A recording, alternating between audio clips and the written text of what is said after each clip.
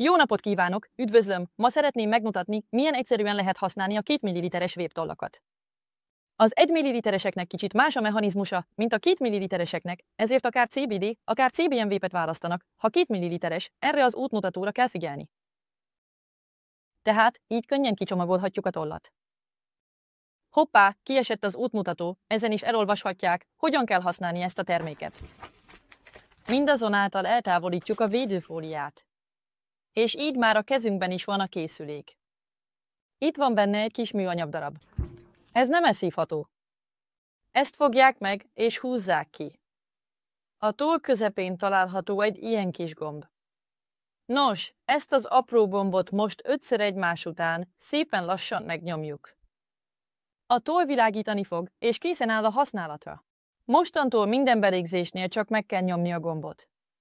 És élvezheti a CBD vagy CBN 2 ml-es véptoll finom hatásait. Ne feledje, hogy a véptollak egyszer használatosak.